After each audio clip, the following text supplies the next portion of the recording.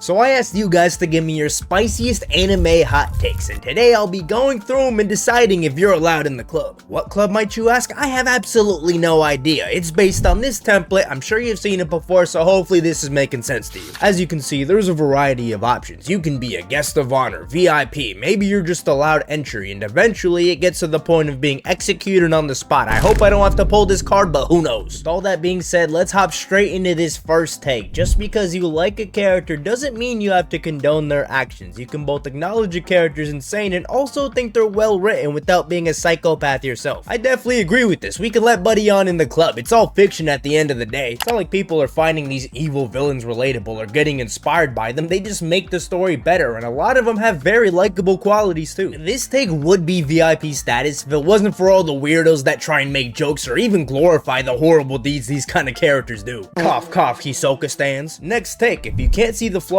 in your favorite anime, you don't really love it. I don't know, I might have to think about this one. Sure, it'd be cool if we were all extremely unbiased, but we're not robots. Everyone has differing opinions, and one of the biggest parts about loving things is seeing through the flaws. Take number 3, Piccolo will forever be the better character when compared to Vegeta. Vegeta copied his whole flow, and he's literally the guy who repeats the joke but louder. Yeah, get up out of here, buddy. Look, I love Piccolo as much as the next person, but to use him to drag down one of the most well-written, sickest characters in Dragon Ball is insane to me. We can't be having that tomfoolery up in here. This here says there's no excuse for hating an anime because of the fandom. It's not hard to avoid. Yeah, no VIP status yet, but I'll let you in. It's a pretty simple concept. Fandoms don't create the anime, nor do they speak for it. They're separate entities. But if you like to engage in communities of things you like and hear that a fandom's toxic, I don't blame you for avoiding it. Here we got hating on an anime due to basic plot is unjustified. Okay, drinks are on me for this one. Think of series like Dragon Ball. It's inspired millions and is the backbone of most series we see today, or even new gen series like Demon Slayer, which has played a huge part in making anime mainstream. They're just really enjoyable. My boy right here said anime intros and soundtracks should be considered when we discuss the greatest anime of all time. As much as I love what you just said, I'ma let you in but give you a little pep talk before. I'm a firm believer in the fact that skipping the intro is a crime, but at the same time, to use music as a reference when talking about the all-time greatest doesn't really make sense to me. For one, it's nowhere near as important as things like plot and writing, and secondly, all the greatest animes have bangers anyway. We got a Pokemon take up next, and this says its best feature is world building and contends with One Piece in that sense. Yeah, I'm gonna have to deny you access. I personally think that Pokemon's best feature is the creativity when it comes to all the different Pokemon, typing, and combat. And while the world building is pretty fire, I think One Piece has a lot more depth and complexity to it, especially in the anime. This next take is pretty interesting. The author's lack of social skill can be the cause of unrealistic chemistry or relationships and characters.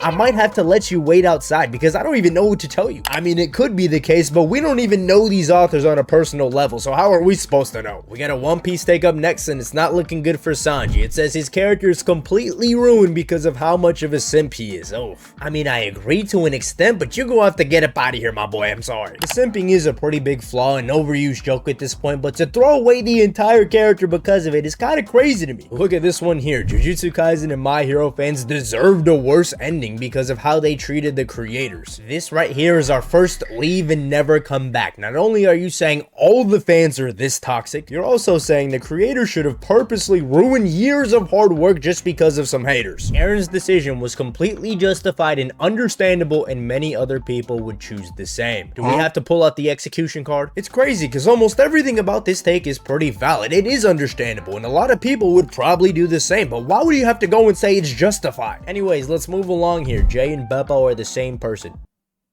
We're on a train of crazy takes here. None of y'all cared about JJK, y'all just wanted something hyped to read weekly without even trying to understand what the story is going for and trying to tell you. It is true that a lot of people just came for the fights, but my boy really just said one of the most popular series of all time is something people didn't really care for. Come on. Windbreaker has the most satisfying fights of any new anime this decade and should be the front runner for new anime of the year. Yeah, I'm denying access for this. Here we got a Mineta take. It says he's an accurate representation of average schoolboys his age. Me personally, anyone who acted like Mineta back in the day was considered a weirdo. So if this is true, now our future generation is cooked. So for the sake of being optimistic for the future, get up out of here, little bro. Back to Dragon Ball. Gohan is not wasted potential, and we've known since he was a kid that he hates fighting. He should have kept respect training, but don't get mad when it's all he does with his life. I'm gonna let you win so I can piece together what you're saying. Correct me if I'm wrong, but what I think you're trying to get at is that Gohan didn't live up to his potential because he didn't immediately have to. The world was safe, fighting wasn't his passion, so why would he keep training like there's a threat coming that he didn't even know of? Regardless, my boy still got Gohan Beast now, so the argument still holds up. Manipulation doesn't equal being a villain. Like Aizen, he's a good guy and a chill dude for real.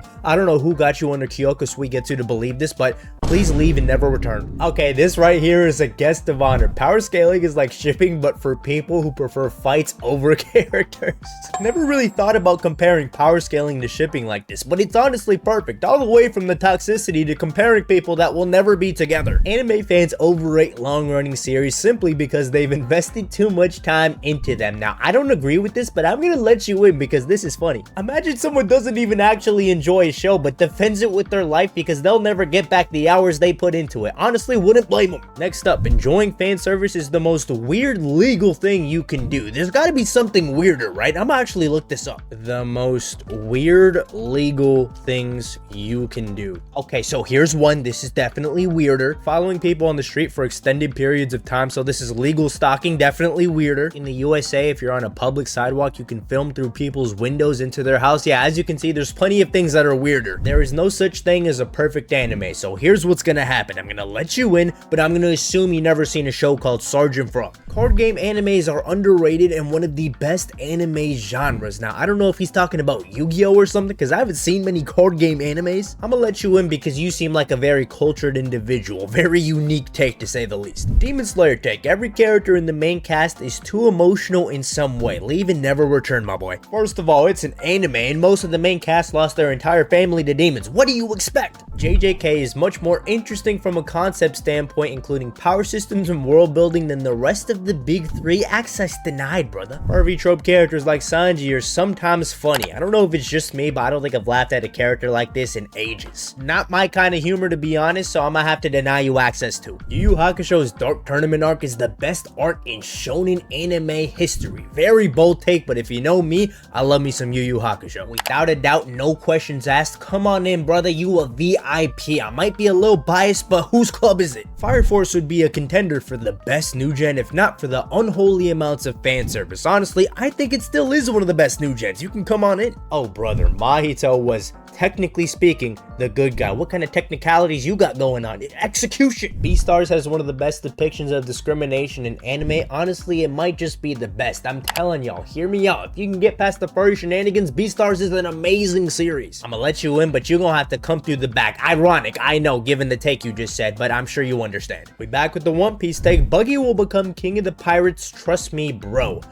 VIP. Would anybody really be surprised if Buggy becomes Pirate King, even if it's just for a few minutes? I know I wouldn't be. Show Tucker was in the wrong, but experiments require sacrifices. Humanity needs to know how far they can really go. I don't think you actually believe this. The fate of humanity was not directly on the line. Nina Tucker wasn't the only person he could have used. No, leave and never return. Now, you're lucky I don't execute. And finally, we got one take left here. Iconic quotes build the plot more than the characters that say it. Well, if it wasn't for the characters who say it, how would the quotes build the plot or even be said in the first place? You know what? For confusing my brain like this, I'm gonna let you in like you're gonna get in the club, and I'm kicking you right out. So there we have it, folks. We'll have a graphic up here with all the people that got in, the VIPs, guest list, who got kicked out, executed. I don't know. I haven't been keeping track, so I'm actually interested to look back at this. Anyways, if you enjoyed this video, be sure to like and subscribe and comment down below your favorite hot take. It could be from this video or maybe one of your personal hot takes. I'll definitely rate some in the comments down below. And one last thing before I head out, make sure y'all join the Discord. It's a great community with tons of giveaways, game nights, cool events, and activities. It's a great place to be. Anyways, thank you for watching, and I'll catch y'all in the next one. Peace.